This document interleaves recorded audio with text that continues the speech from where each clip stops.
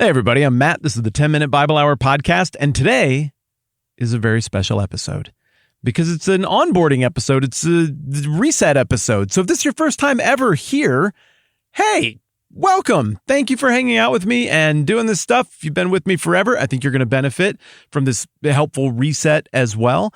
But whoever you are and whatever brings you here, hopefully we're all going for the same thing, which is to understand a book of the Bible really, really, really well together and to have fun doing it, even if we don't end up thinking about it the exact same way or coming to all of the same conclusions. Coming up on 400 episodes worth of conversations, we've been inching our way through the book of Matthew. We just got to the end of chapter 16, and before we roll into chapter 17, I thought we should do this to get everybody on the same page and caught up to speed and refreshed so that we can move together into the next stuff as an internet team. I've commissioned my friend Jeff to grace us with some special reset episode intro music. Jeff, go! It's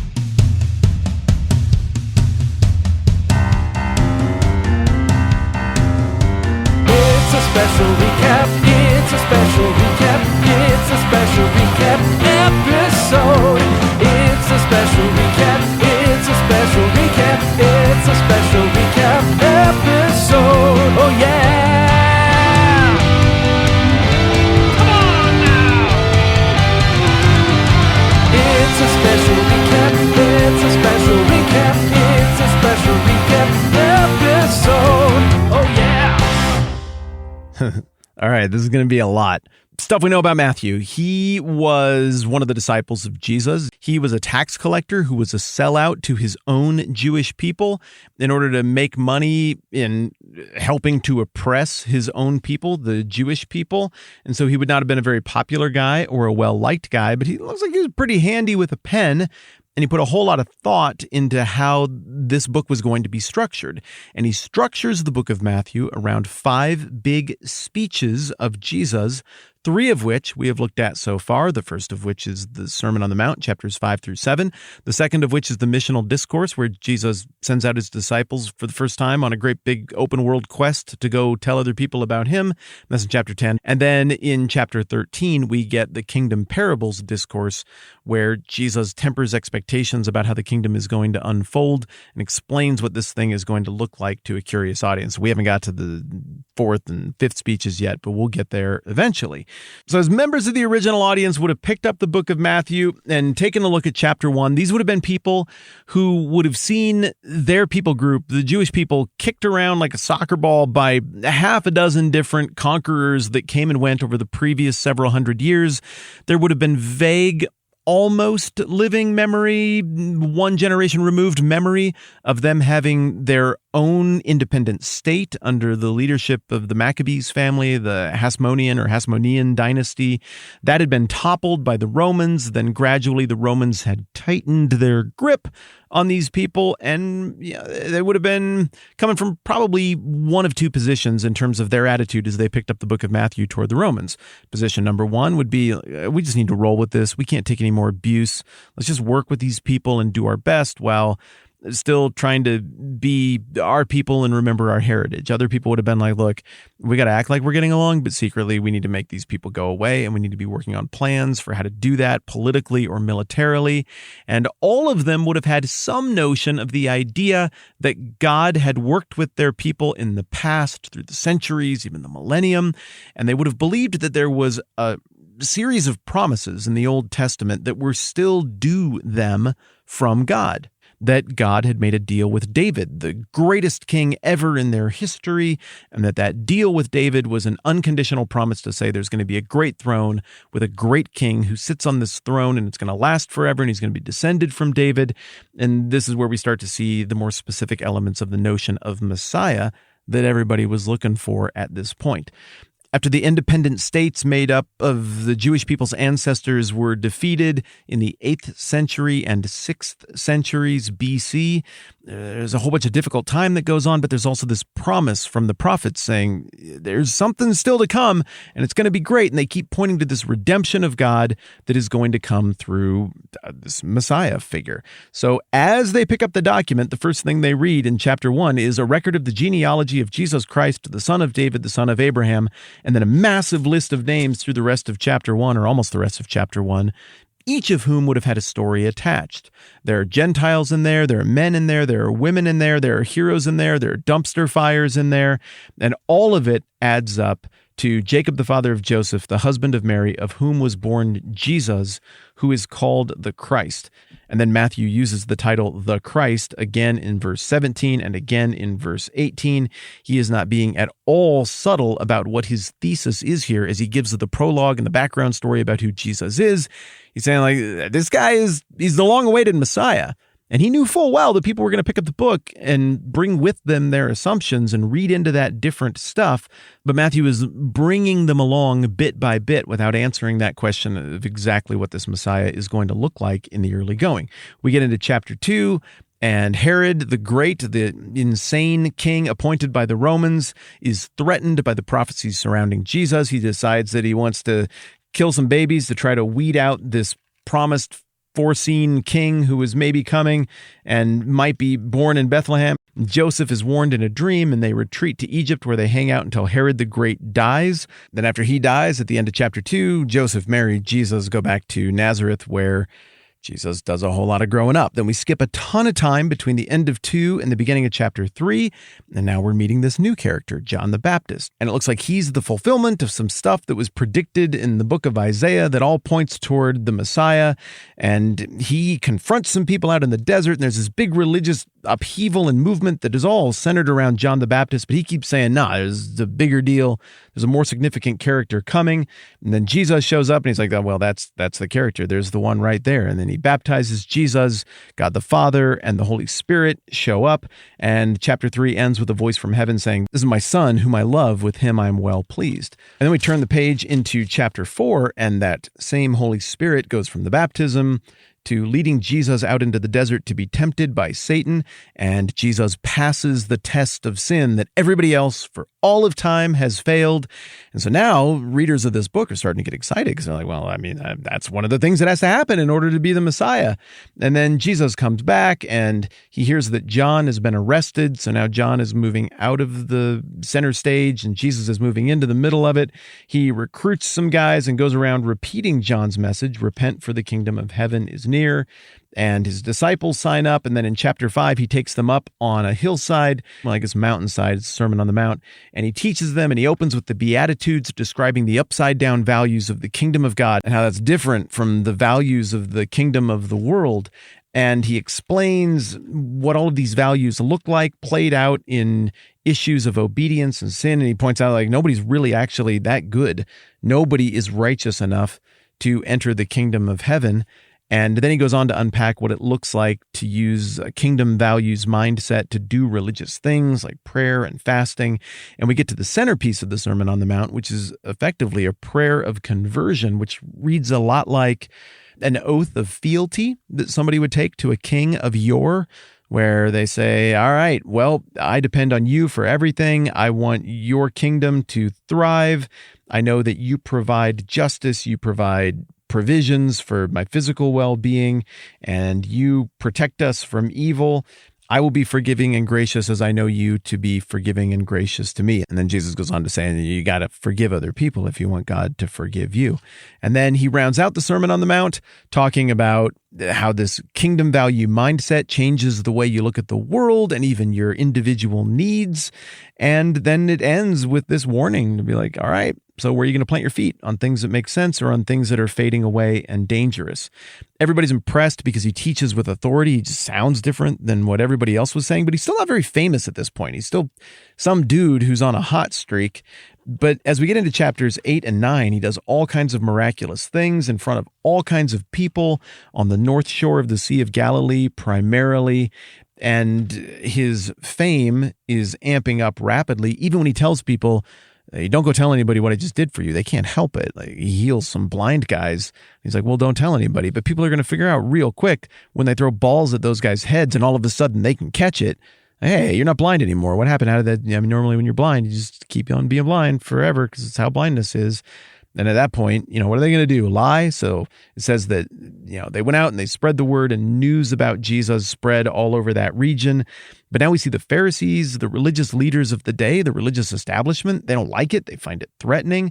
And they start thinking like, well, maybe it's like some power from the dark Lord that enables him to do this? I mean, we can't argue that miracles are happening, but surely that's not from God because we're kind of the gatekeepers of God and we didn't let this guy through.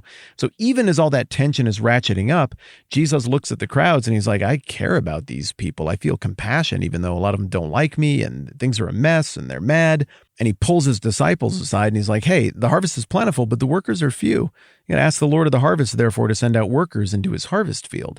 And the idea here is like, okay, you guys now are kind of understand what we're going for here. And like if you would get to a place where you think it makes sense to pray for God to send people out into the harvest field, then you're sort of the answer to your prayer. So you should go do something. And indeed, that's what happens in the very next chapter, chapter 10. We get the list of the name of all of the disciples, and then Jesus sends them out. And he's like, all right, it's dangerous to go alone. Take this. And he equips them with the message, which is the same one they've been saying all along, same one that John the Baptist said, the kingdom of heaven is near. And he also gives them the ability to imitate some of his miraculous stuff.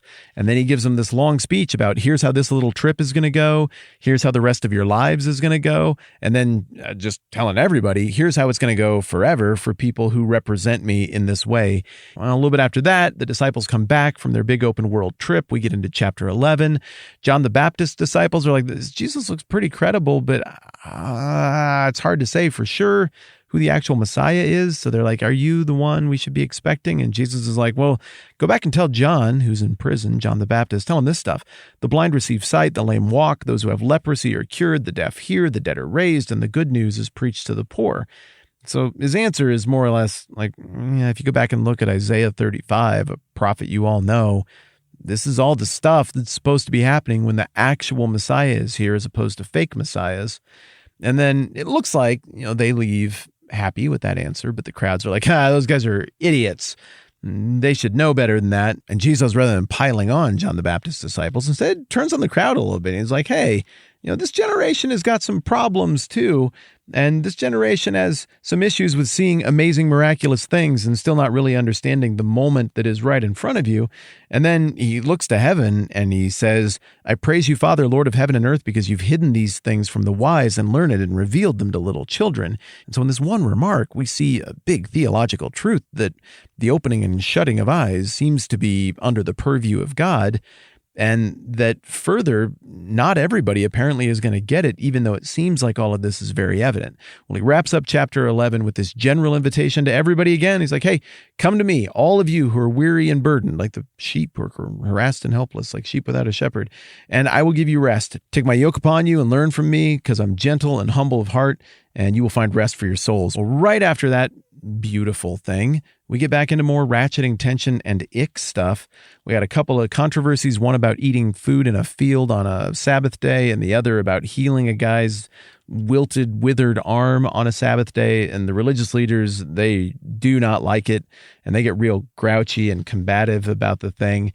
And this results with another very tense verbal showdown with Jesus, where the Pharisees come out looking really, really bad, and Jesus comes out looking very, very determined and also very not afraid of the spirit of the age, the tone of this moment in history, nor is he afraid of the religious leaders, even though they really do wield great power and they do have the capacity to get people riled up and get him killed.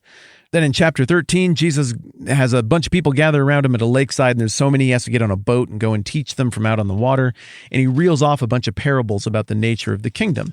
And all of these parables frame up how this thing is going to unfold. Surely there were some people there who were like, well, this is true. I guess everybody's going to sign up. And Jesus is like, no, it's not exactly how it's going to work. And other people were like, well, how are we going to sort this whole thing out? And Jesus has another parable ready that addresses that question, saying it's not really yours to fix the kingdom and the world and to sort all of that out and to judge everybody, that the world is being tended, and that ultimately the judgment of God will come around, and all of that stuff that you might want to sort out yourself will get sorted out for you by God. Shortly after this, Jesus gets rejected by a bunch of town people who were familiar with him, who he grew up around, and they're just like, you offend us, which is the laziest and most boring of all human emotional activities. And Jesus moves on from there. And about the same time, John the Baptist, who we remember as Jesus' hype man from early on, he has been crossways with one of the Herod family who doesn't like that John was calling him out for some of his weird incest, multi-marriage nonsense that he'd been pulling. And there's some kind of sexy beer party that he throws, and there's a dance that makes him happy, and he makes a rash promise to give the dancer girl whatever she wants, and the dancer girl, at the urging of her mom, is like, yeah, I want John the Baptist's head on a platter. So Herod, to save face, does it, even though that's really a ruinous decision for his political fortunes. And Jesus is obviously sad about that because of, his cousin and his beheading and violent and grisly. So he goes to get away, but the crowds have Jesus fever and they can't get enough. So they follow him, and he's out on the water trying to get away, and they catch up with him. And now this gigantic crowd of like 5,000 men, let alone women and children, has hung out with Jesus because he has compassion on them again, but they didn't bring food. They didn't plan on a long trip. And so you get the feeding of the 5,000 miraculously. Everybody gets fed. Now Jesus is going to get away. He goes up to pray, sends the disciples out on the lake. The wind kicks up late at night, and Jesus goes out there, walks on the water. Peter comes out and joins him for a minute.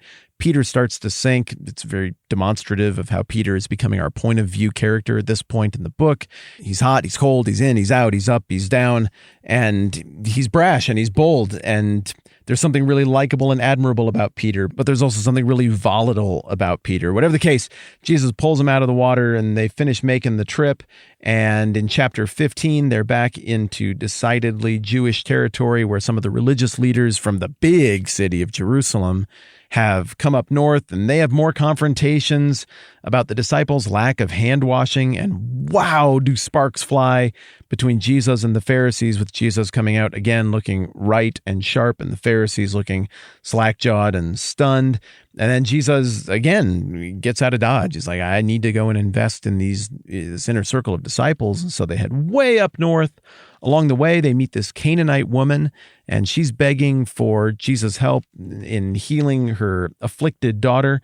And Jesus, I believe, quotes a line that everybody would have known, one that was commonly used, when he says, it's not right to take the children's bread and toss it to their dogs. He says that to the lady.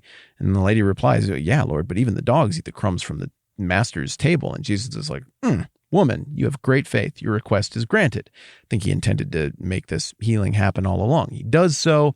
He comes back down to the east side of the Sea of Galilee into a region called the Decapolis that is overwhelmingly Gentile in nature. And the same thing happens that just happened a little bit ago. A big crowd gathers around. They sit down. They don't have food. And Jesus gives them fish and bread as well, thus completing the arc in terms of his relationship with outsiders, or the Gentiles, that we see set forward just a minute ago in the exchange with the Canaanite woman. It's not right to take the children's bread and toss it to their dogs. And then he turns around and takes the children's bread and tosses it to what many would have considered to be dogs, outsiders, Gentiles. But in the eyes of Jesus, these are people made in the image of God, people on whom he has compassion and for whom everything he's doing is also applied. And so the 4,000 men and then also women and children eat there. Jesus then gets back on the boat, sails back across the Sea of Galilee into decidedly Jewish territory, and is immediately met with resistance again from the same religious leaders from two very differing parties who've created an unholy alliance to oppose him. He just can't go anywhere in Jewish territory by the time we get to 16 without being accosted by the people who are trying to figure out how to get rid of him. So he has a spicier yet exchange with them, and then warns his disciples to be on their guard against the teachings of the Pharisees and the Sadducees. The disciples are starting to get it. Jesus takes off again and goes up north and away from the hubbub of Jewish territory, and up there near a town called Caesarea Philippi, Jesus is sitting around, maybe like around a campfire or something, and he's like, hey, guys, who do the people say the Son of Man is? Son of Man's a term he used for himself. It's rooted in Daniel and some other parts of the Old Testament. And they replied, well, John the Baptist. Some other people say Elijah. Other people say Jeremiah or one of the prophets. And Jesus is like, yeah, but what about you? Who do you say I am? And Simon Peter says, you're the Christ, the Son of the living God.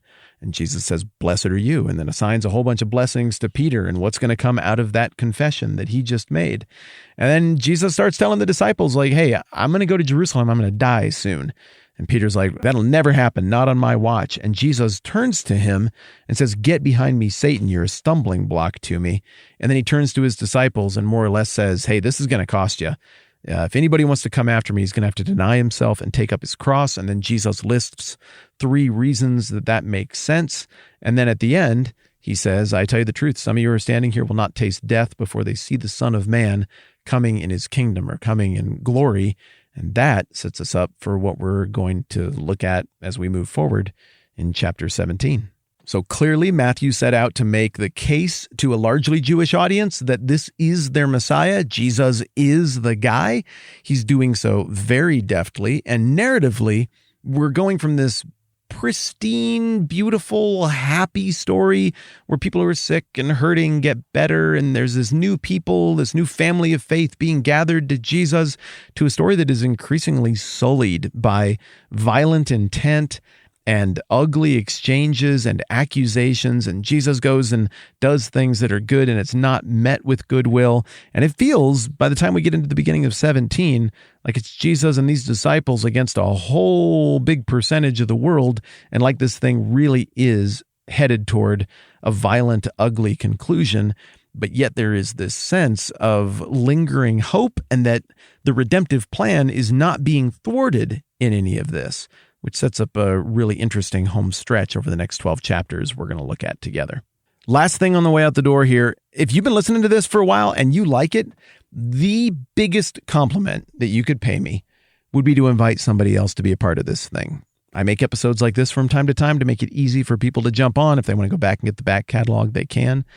I would be honored if you would consider somebody who you like hanging out with, who you might be able to invite to listen to this and to shoot the breeze with you about it as you process it through together. Thanks for considering that. I'm Matt. This is the 10-Minute Bible Hour podcast. Let's do this again soon.